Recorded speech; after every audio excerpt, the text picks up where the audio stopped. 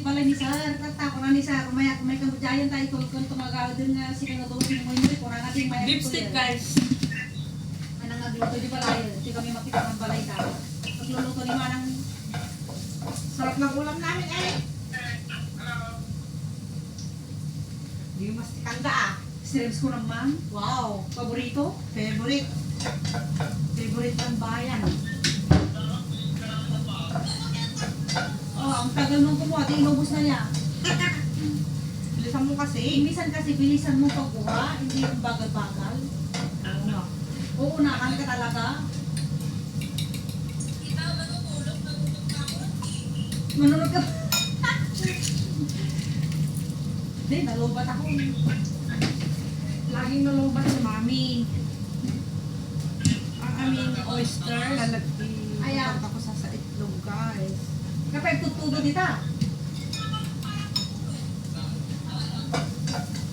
Tutud.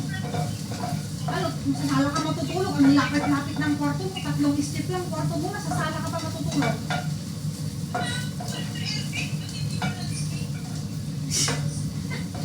Pwede rin. Katabi mo yung mga pusa mo. Eh bakit kasi siguro inapakan mo kaya kirapan mo pa.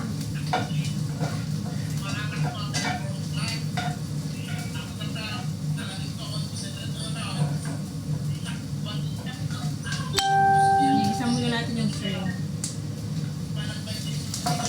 Ay, Kapag that injection mo bigyan. oyster pala guys. Not shrimp. Injection lang ati pa hanggang sa tila pa naman. Makatanong ka man di kayo mga pakatantanunan baka magos injection.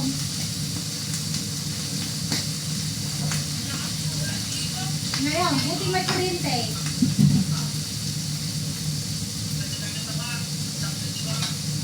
O di, eksakto kasi nyo pa yung tabi di TV girwar. Para kung ko ka mabalik di TV girwar. Na may mayat pa, dita sa harapan ng lamisa. Diyan sa pinagsasabitan ko ng basket.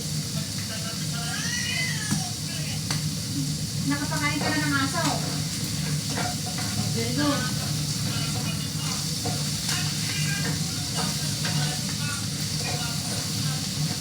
Sino nagpakain ng baboy na?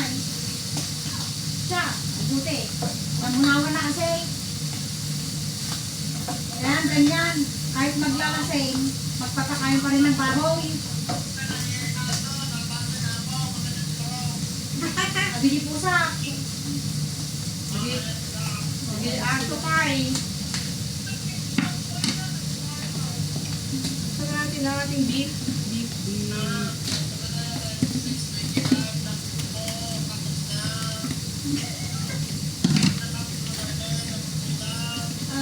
Guys.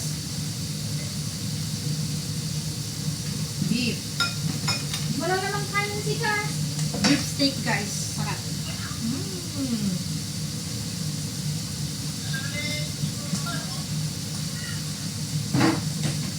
Parang ang dami yung kalat dyan sa may upuan ah. Hindi na yata kayo naglilig kita. Hindi na kayo naglilig pa eh.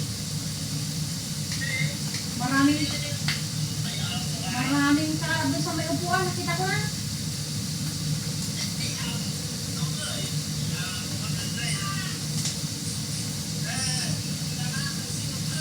Ay ako, agtutupatot tibag ka na jacket.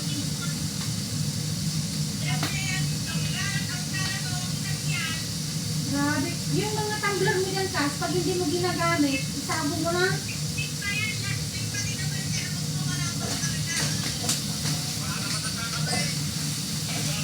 Bakit nasan yung mga baso ko? Wala nang laman yung tray ng baso ah.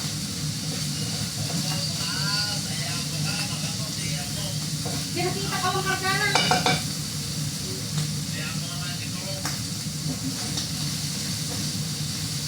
Imbag ka na munawa na si Arthur ka na sa giray.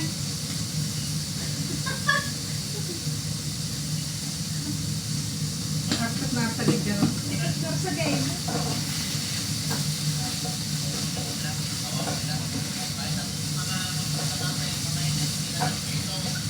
Bakit kaya yung mga sabi na bato? Masarap. Masarap ng oyster. Yummy.